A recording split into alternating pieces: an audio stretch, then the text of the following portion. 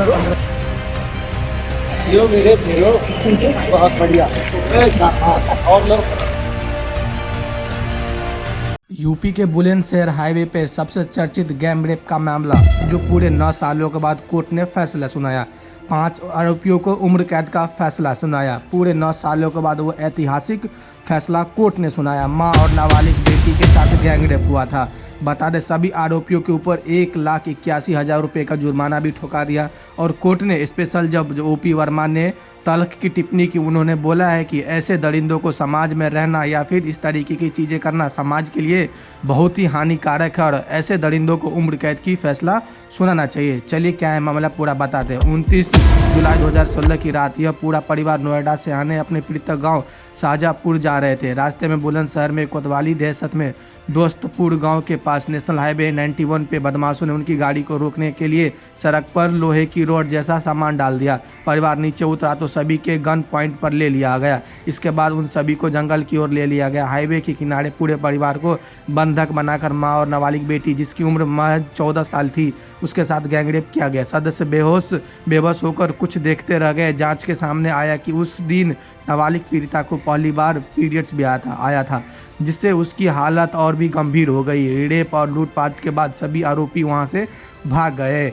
आप समझो कि इस तरीके की घटना कैसे हो रही है। बुलंदशहर के हाईवे पे और भी सिक्योरिटी बहुत ज़्यादा टाइट हो गई। वही यूपी के बुलंदशहर के हाईवे पे और पुलिसकर्मी पे भी बहुत बड़ा सवाल उठ गया कि वहाँ के पुलिसकर्मी क्या कर रहे थे। वही बुलंदशहर के हाईवे पे भी बहुत सारे लोग उस पर अब जांच भी बैठा रहे हैं और पुलिस भी अब सिक्योरिटी बहुत ज़्यादा टाइट हो गई जब से हाईवे पे बुलंदशहर के हाईवे पे गैंगरेप का मामला शुरुआती दौर में आया है। बता दें, ये 9 लोगों को उम्र कैद की फैसला सुना दी गई आया। सीबीआई ने जांच के बाद 6 मुख्य आरोपी के खिलाफ चार्जशीट भी दाखिल की थी। लेकिन सबसे बड़ी बात है क्या हुआ था। जुबैर, सलीम, साजिद, धर्मवीर, नरेश और सुनील मुख्य आरोपी सलीम बावरिया की 2019 में जेल में ही बीमारी के चलते उनका मौत हो गया था। बाकी आरोपियों के खिलाफ 2017 और 2018 में अलग अलग तारीखों पर आरोप तय हुए। जांच में पीड़ित परिवार के पहचान टेस्ट के लिए उनके साथ आइडेंटिफिकेशन परेड, फॉरेंसिक और डीएनए रिपोर्ट जैसे बहुत से सबूत अहम रहे, जिनके आधार पर कोर्ट ने इन 5 का भूमिका को साबित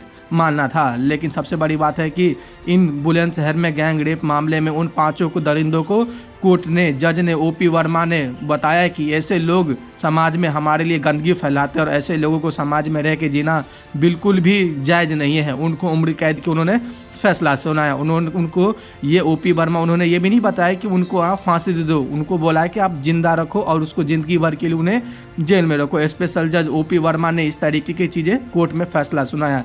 लेकिन सबसे बड़ी बात है कि ये जो पूरे 9 सालों के बाद इस कोर्ट में इस तरीके का फैसला आना और इस तरीके की चीज़ होना, क्या ये सही है? क्या ये परिवार को राहत मिलेगी? क्योंकि पीड़िता के परिवार पूरे अभी तक 9 सालों में वो 10 ठिकानों पे शहरों से वो अपना घर चेंज कर चुके हैं। वही जिस तरीके से 1,81,000 रुपये का जो जुर्माना ठोका गया है इन 5 दरिंदों पे, वही पीड़िता के परिवार को दी जाएगी। खैर, जज ने बताया है कि उस पीड़िता परिवार के लिए तो ऐसा कुछ नहीं होगा, लेकिन फिर भी उसके परिवार को रहने में थोड़ी राहत मिल जाएगी उस पैसे से।